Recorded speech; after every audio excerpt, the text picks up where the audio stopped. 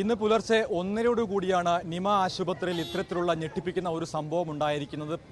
ഈ വിഷയവുമായി ബന്ധപ്പെട്ട് ഇതുമായി പ്രതികരിക്കാൻ ഇവിടുത്തെ നാട്ടുകാരും തയ്യാറാവുന്നില്ല. പ്രത്യേകിച്ച് എല്ലാവരും വലിയ ഭയത്തിലാണ്. ആദ്യമായിട്ടാണ് ഇത്തരത്തിൽ ഒരു വെടിവെപ്പ് ഈ പ്രദേശത്തുണ്ടാവുന്നത്. ഇപ്പോൾ ഈ ദൃശ്യങ്ങൾ കാണുന്ന പോലെ ജനങ്ങൾ വളരെ പരിഭ്രാന്തരാണ്. ഇന്നലെ രാത്രി 1:30 ഈ സംഭവം ഉണ്ടാകുന്നു. രാവിലെ തന്നെ ഇത് ഈ ഗ്രാമമാകെ ഈ വാർത്ത പരക്കുകയാണ്. അതിന് പിന്നാലെയാണ് ഈ ആശുപത്രിയിലേക്ക് ജനങ്ങൾ എത്തുന്നു. ഇതുമായി ബന്ധപ്പെട്ടുള്ള കാര്യങ്ങളൊക്കെ അന്വേഷിച്ചുകൊണ്ട് പോലീസുകാരും മറ്റുപോലെ മറ്റ് ജനപ്രതിനിധികളൊക്കെയും എത്തി ഇതുമായി ബന്ധപ്പെട്ടുള്ള അന്വേഷണങ്ങൾ നടക്കുകയാണ്. ഇപ്പോൾ ഈ കാണുന്നത് ഇവിടുത്തെ ജനങ്ങൾ ഇതുമായി ബന്ധപ്പെട്ട് ആരും തന്നെ ഒന്നും നമ്മളോട് പങ്കുവയ്ക്കാൻ തയ്യാറാകുന്നില്ല എന്നുള്ളതാണ് ഏറ്റവും പ്രധാനപ്പെട്ട ഒരു വസ്തുതയായി നിലനിൽക്കുന്നത്. ഇതിന് പിന്നിൽ 2 യുവാക്കളാണ്. 16-17 വയസ്സുള്ള 2 യുവാക്കളാണെന്നുള്ളതാണ് ഏറ്റവും ഞെട്ടിപ്പിക്കുന്ന കാര്യങ്ങൾ. പ്രദേശവാസികൾ പങ്കുവെക്കുന്നത് ഇത്തരത്തിലുള്ള കൊട്ടേഷൻ സംഘങ്ങൾ ഇവിടെ നിലനിൽക്കുന്നുണ്ട്. ഡോക്ടർക്ക് പിന്നിൽ ഏതെങ്കിലും കൊട്ടേഷൻ സംഘങ്ങളുടെ കൊട്ടേഷന്റെ ഫലമായിട്ടാണ് ഇത്തരത്തിലുള്ള ഒരു കൊലപാതകം ഉണ്ടായത് എന്നാണ് ഇവിടുത്തെ ജനങ്ങൾ പങ്കുവെക്കുന്നത്. എന്തായാലും നിമ ആശുപത്രി വലിയ ഒരു ആശുപത്രിയല്ല, വളരെ ചെറിയ ഒരു ആശുപത്രിയാണ്. ഗ്രാമങ്ങളിലെ ചെറിയ ക്ലിനിക്കുകൾ പോലെയുള്ള ചെറിയ ആശുപത്രിയാണ്. ഇതിന് തൊട്ടടുത്ത് തന്നെ 1-2 ചെറിയ ചെറിയ ആശുപത്രികളുണ്ട്.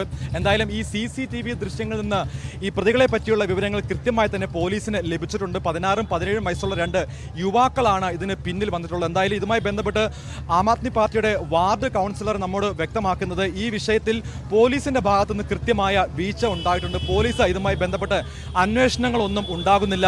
അതായത് പോലീസിന്റെ ഇവിടേക്ക് പോലീസ് വരുന്നത് വളരെ വിരളമായിട്ടാണ്. അതുകൊണ്ട് തന്നെയാണ് ഇത്തരത്തിലുള്ള സംഭവങ്ങൾ ആവർത്തിക്കുന്നതെന്നാണ് ആം ആദ്മി പാർട്ടിയുടെ കൗൺസിലർ വ്യക്തമാക്കുന്നത്.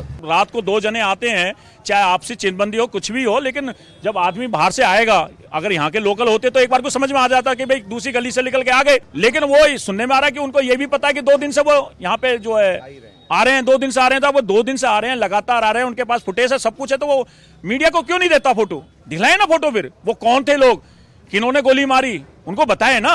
लेकिन वो इन चीजों को छिपाने की पूरी कोशिश करेंगे। किसके घर में कब चोरी होने वाली होती है वो प्रशासन को पता होती है। जब प्रशासन को यह पता होता है कि किसके घर में घर बन रहा है, कौन छत में डाल रहा है, वो तो कहते हैं हमें नहीं पता।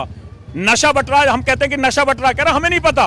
लेकिन लैंटर के बारे में पहले पता चल जाता है कि बिलाल लैंटर डालने जा रहा है, पहली पकड़ लो।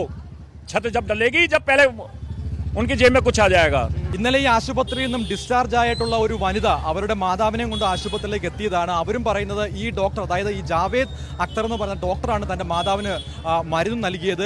അതിനുശേഷം അവർ വൈകിട്ട് ഈ ആശുപത്രി വിട്ടു പോകുന്നു. രാത്രിയോടുകൂടി ഈ സംഭവം ഉണ്ടാകുന്നു. ഇന്ന് രാവിലെയാണ് ഈ വാർത്ത അറിയുന്നത്. എല്ലാവരും വലിയ ഒരു ആശങ്ക ഇപ്പോഴും നിലനിൽക്കുകയാണ്. പ്രത്യേകിച്ച് ഇത് ഈ പ്രദേശത്തെ ജനങ്ങളാകെ ആശ്രയിക്കുന്ന ഒരു ആശുപത്രിയാണ്. വളരെ ചെറിയ ഒരു ആശുപത്രിയാണ്. എന്തായാലും ഈ CCTV ദൃശ്യങ്ങളടക്കം ഇതുമായി ബന്ധപ്പെട്ടുള്ള ദൃശ്യങ്ങൾ ലഭിച്ചിട്ടുണ്ട്. അതുകൊണ്ട് തന്നെ പോലീസ് കൃത്യമായ അന്വേഷണം നടക്കുകയാണ്. ഇവരെ പറ്റിയുള്ള വിവരങ്ങൾ കൃത്യമായിട്ട് പോലീസിന് ലഭിച്ചിട്ടുണ്ട്.